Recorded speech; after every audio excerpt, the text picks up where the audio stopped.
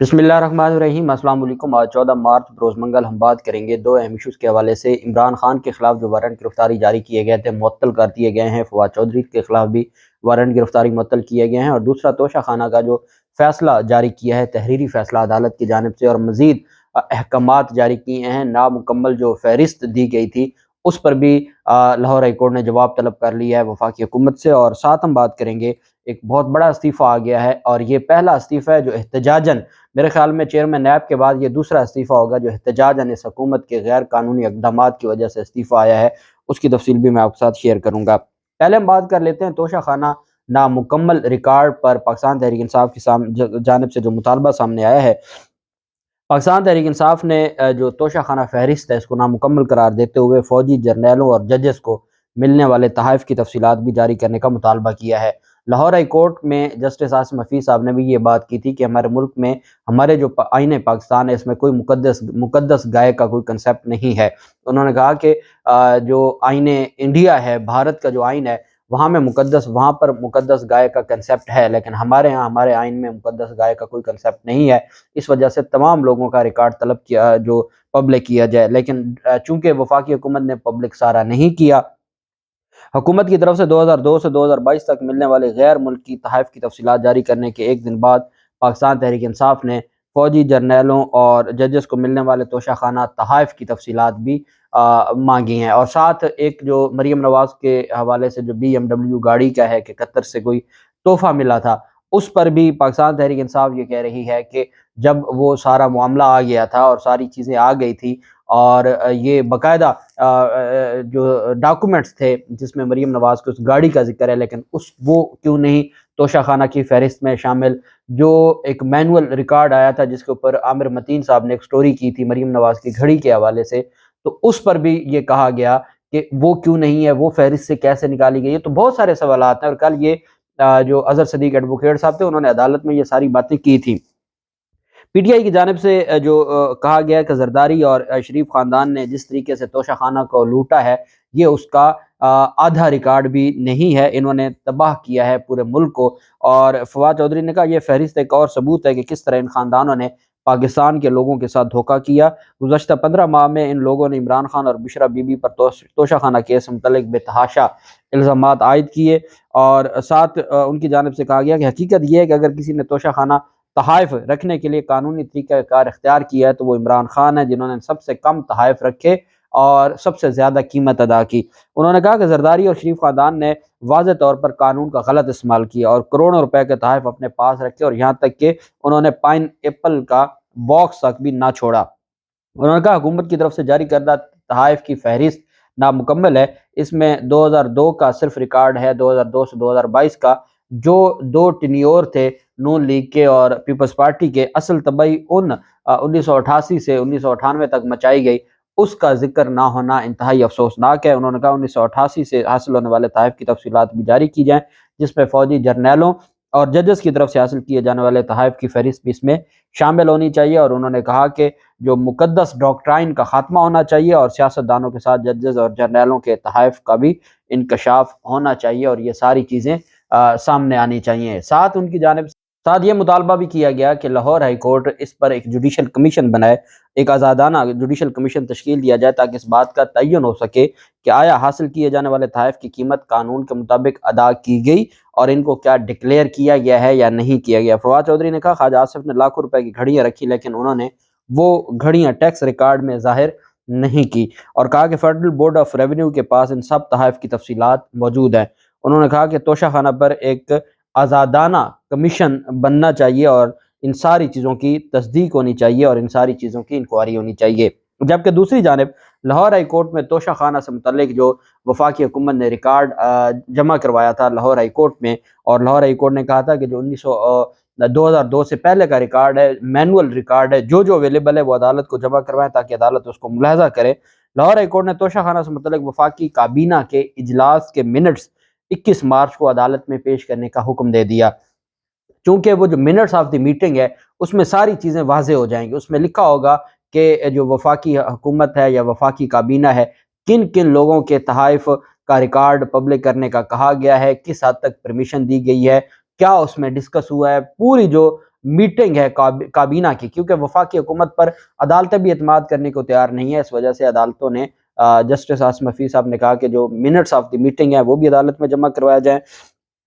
اور عدالت کی جانب سے کہا گیا کہ قیام پاکستان سے اب تک جو توشہ خانہ سے تحائف ہیں وہ جو سامنے آئے ہیں، اس پر عدالت ان ساری چیزوں کو دیکھے گی۔ اور سماعت کا جب دوبارہ آغاز ہوا تو ایڈیشنل اٹارنی جنرل نے توشہ خانہ کا جو ریکارڈ ہے 2002 سے 2023 کا، وہ رپورٹ پبلک کرنے کی بتایا، اور ساتھ انہوں نے عدالت کو آگاہ کیا کہ وفاقی حکومت نے توشہ خانہ کے تحائف سے متعلق پالیسی بھی بنا دی ہے، اور ساتھ جو پرانا ریکارڈ تھا مینول وہ بھی عدالت کو جمع کروا دیا۔ عدالت نے وفاقی کابینہ کے توشہ خانہ سے متعلق اجلاس کے منٹس 21 مارچ کو طلب کرتے ہوئے سماعت ملتوی کی، اور عدالت نے کہا ہے کہ ہم دیکھیں گے کہ آپ نے کس طریقے سے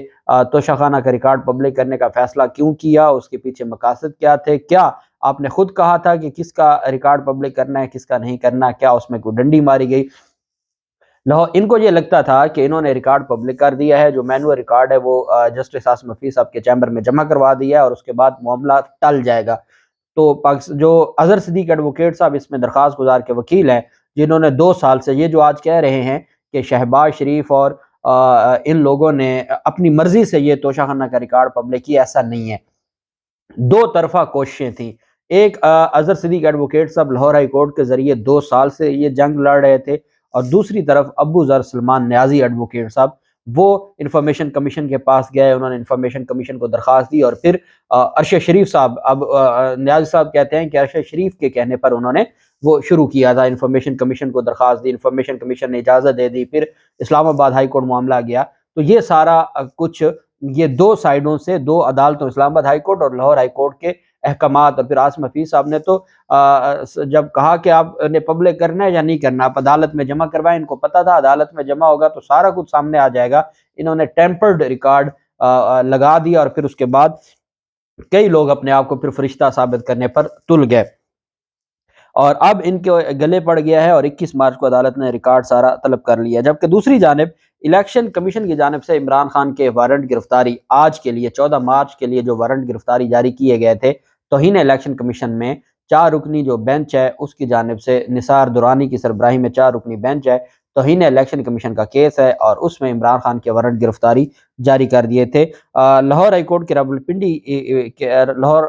ہائی کورٹ راولپنڈی کے لارجر بینچ نے الیکشن کمیشن کی جانب سے عمران خان کی جاری کردہ وارنٹ گرفتاری منسوخ کر دیے ہیں۔ عمران خان اور فواد چودھری نے وارنٹ گرفتاری کے خلاف درخواستیں دی تھی۔ لارجر بینچ نے کہا کہ جو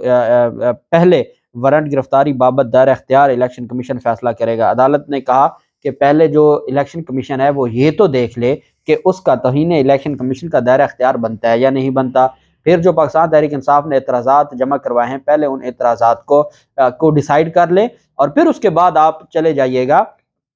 وارنٹ گرفتاری کی طرف یا طلبی کی طرف۔ آپ نہ جو توہین الیکشن کمیشن کی کارروائی ہے اس کے قابل سماعت ہونے کو پہلے ڈیسائیڈ کر رہے ہیں، نہ آپ پی ٹی آئی کے جو اعتراضات ہیں ان کو آپ ڈیسائیڈ کر رہے ہیں، اور آپ ڈائریکٹ جو سمننگ ہے اس کی طرف چلے گئے ہیں۔ عدالت نے ریمارک دیا کہ الیکشن کمیشن دائرہ اختیار پر سماعت کرے، جو بھی فیصلہ کرے اسے چیلنج کیا جا سکتا ہے۔ وارنٹ گرفتاری اور توہین الیکشن کمیشن درخواست الیکشن کمیشن میں زیر التوا ہے۔ الیکشن کمیشن میں جو معاملہ التوا ہے ہم اس کو میرٹ کے اوپر تو نہیں سنیں گے، لیکن الٹیمیٹلی ہم یہ ضرور کہیں کہ آپ پہلے جو اعتراضات ہیں ان کو ڈیسائیڈ کریں۔ ساتھ عدالت نے کہا کہ آپ میرٹ کو بھی ٹچ نہ کریں، آپ نے پہلے درخواست دی تھی، جو شو کاز نوٹس جاری ہوا تھا وہ معطل ہو گیا تھا توہین الیکشن کمیشن میں، اب وارنٹ گرفتاری ہم منسوخ کر رہے ہیں، اور اب آپ کا جو اگلا معاملہ ہے آپ میرٹ کے اوپر چاہتے ہیں، تو پہلے ہم الیکشن کمیشن کو کہتے ہیں کہ وہ آپ کا جو الیکشن کمیشن میں توہین الیکشن کمیشن کی کارروائی ہے وہ کیا قابل سماعت ہے یا نہیں ہے، پہلے وہ ڈیسائیڈ کرے، اور ساتھ آپ کے اعتراضات کو ڈیسائیڈ کرے۔ اس حد تک اگر ڈیسائیڈ کر دے تو آپ اس کو دوبارہ چیلنج کر سکتے ہیں، اور پھر آگے سمننگ کا پروسیس چلایا جائے۔ بہرحال چونکہ الیکشن کمیشن اس پہ بیٹھا ہے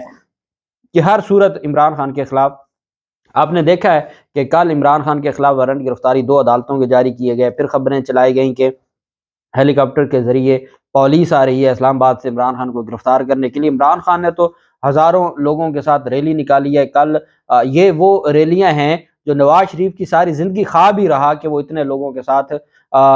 ریلی کی قیادت کریں، لیکن عمران خان نے صرف 24 گھنٹوں کے نوٹس پہ لاہور کے لوگوں کو اتنی بڑی تعداد میں نکالا ہے، اور جو عمران خان کے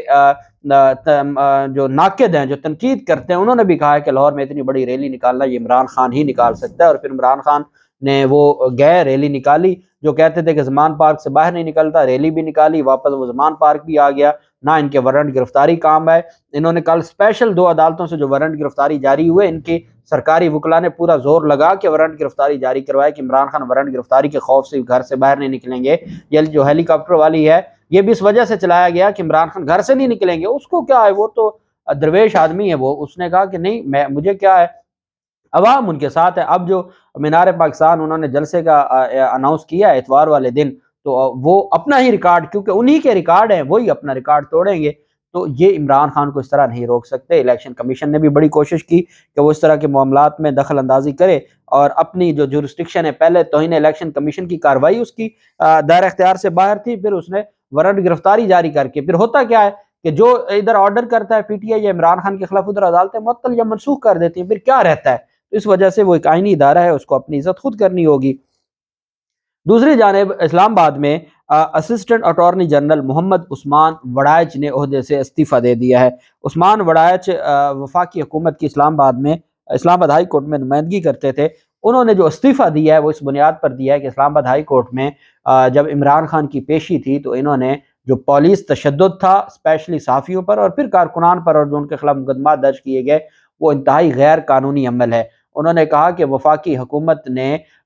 جو صحافیوں کے ساتھ ظلم کیا ہے اور اس کے باوجود مقدمہ تک درج نہیں ہوا، میں ایسی حکومت کے ساتھ نوکری کرنے کو تیار نہیں ہوں جو عام آدمی کے ساتھ اور صحافیوں کے ساتھ اور سیاسی کارکنان کے ساتھ مظالم کرے یا ظلم کرے۔ انہوں نے کہا کہ ہائی کورٹ میں صحافیوں پر تشدد کے بعد کارروائی نہ ہونے پر میں نے استعفیٰ دیا ہے۔ انہوں نے کہا کہ صحافیوں پر تشدد کے بعد حکومت اور پولیس کا رویہ افسوسناک ہے، جبکہ استعفیٰ دینے میں جو یہ وجوہات ہیں جس کی وجہ سے میں مایوس ہو گیا ہوں کہ یہاں کسی کو بھی انصاف نہیں ملنا، اور میں کیوں اس وفاقی حکومت کے ساتھ کھڑا رہوں یا اس کی وکالت کروں یا اس کو ریپریزنٹ کروں عدالتوں میں، جب ان کے پاس کچھ ہے نہیں کہنے کو، ان کے پاس ہے نہیں کہ میں عدالتوں میں ان کو ڈیفینڈ کروں۔ اس وجہ سے انہوں نے پی ڈی ایم حکومت کے آنے کے بعد، یہ بھی میں آپ کو بتا دوں کہ یہ کوئی عمران خان کے دور کے اسسٹنٹ اٹارنی جنرل نہیں تھے، یہ پی ڈی ایم کی حکومت کے آنے کے بعد پی ڈی ایم نے ان کو بطور عہدہ دیا تھا، اور اسسٹنٹ اٹارنی جنرل اور اسلام آباد ہائی کورٹ ان کے ہینڈ اوور کیا تھا، انہوں نے استعفیٰ دے دیا اور صدر پاکستان نے پھر وہ استعفیٰ منظور کر لیا۔ اللہ پاک پاکستان کامیاب ناصر ہو۔ بہت شکریہ۔ اللہ حافظ۔ پاکستان زندہ باد۔